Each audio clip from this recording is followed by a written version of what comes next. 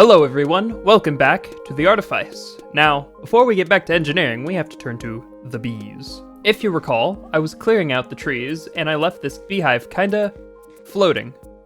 I was feeling a little bad about the beehive, so I decided to build it a little structure and give it some nearby flowers.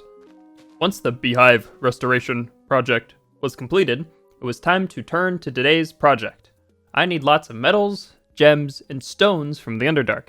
However, it's a pain to get down there, so we need to build an elevator. For this elevator, we're going to need a lot of drills, and drills need a lot of iron, specifically 49 iron ingots. So I returned to the Underdark to continue mining for even more iron. After grabbing the required amount of iron, returning to the Underdark again to gather resources for andesite alloys, and processing the iron, it was time to assemble our elevator.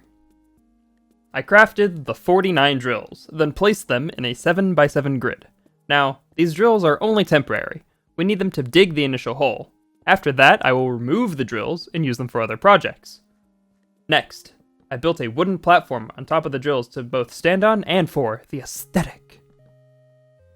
In order to ensure that the platform is connected to itself, we need to use superglue. But the superglue requires slime balls, and we haven't found any slimes or slime chunks. Luckily, Create has got us covered, as we can make synthetic slime.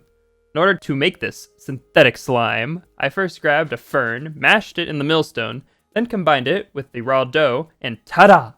Synthetic slime. With glue in hand, we are able to ensure that our creation does not come apart during takeoff. Before gluing the structure, I added both decorative elements and barrels.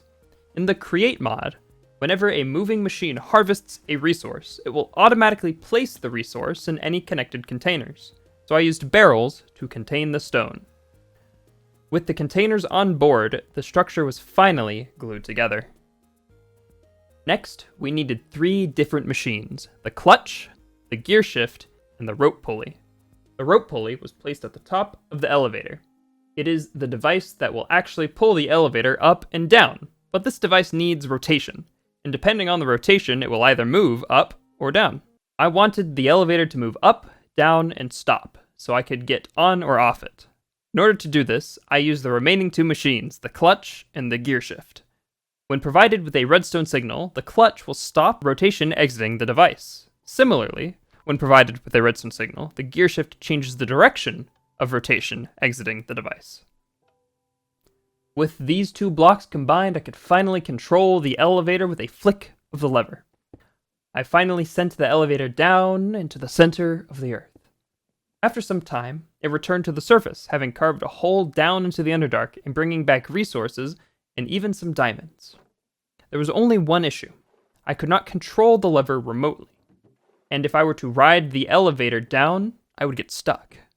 I needed a way to remotely control the clutch and the gear shift. Create does have a device called a remote redstone link. One small problem, it requires brass. Brass, in the Create mod, is an advanced alloy that needs the fire of a blaze to be made, so I needed to go to the Nether. To do this, I started by crafting a diamond pickaxe, the strongest pickaxe I have made so far, then descended to collect the obsidian. In the bowels of the world, I found a lava pool big enough. I spilled water on the lava and started mining. And mining. And mining. And oh my goodness, does obsidian take forever to mine. With obsidian in hand, I returned to the surface and built my portal. It was time to venture into the Nether. The other side of the portal was very hostile. The portal had spawned in the middle of a lava lake, and I was immediately under fire from a nearby ghast. After escaping the lava lake, I set off in search of another fortress. Instead, I found a bastion. Inside were angry piglins and decent loot, but it's not what I was here for, so I set off looking for a fortress. After much time, I had finally found the fortress. I quickly ensnared the blazes and burners and looted chests. The blazes were tough opponents, but my fire-resistant scales protected me from their volleys of fire. After a successful mission, it was time to return to the portal, so I started walking. And walking. And I'm lost. But I acted quickly, knowing that if I had died, all of this work would be for nothing. I looted chests for gold, mined gold veins, and slayed zombified piglins. After hours of gathering gold, I finally traded enough to get the obsidian needed to make a portal to escape the Nether. Upon returning to the overworld, I had found that the portal had placed me in the middle of a vast ocean, with no indication which way was home. I washed up on the shores of a village, whose villagers kindly traded me the redstone I needed to craft a compass to point my way home. After a long journey traveling over mountains and oceans, I had finally returned home. With blaze burner in hand, I was finally able to heat the basin and mixer to mix copper and zinc together to make brass. The brass age has truly begun. The brass allowed me to make the redstone link and controller so that I could wirelessly transmit redstone signals. Now, I could have directly connected each link to the clutch and gearshift, but we can be a little smarter about it. Using little digital logic, I was able to create a redstone circuit schematic to allow me to press the up and down on the controller to move the elevator up and down. The elevator was finally complete. With the precision control, I could access the Underdark very easily, and I rode the elevator into the depths.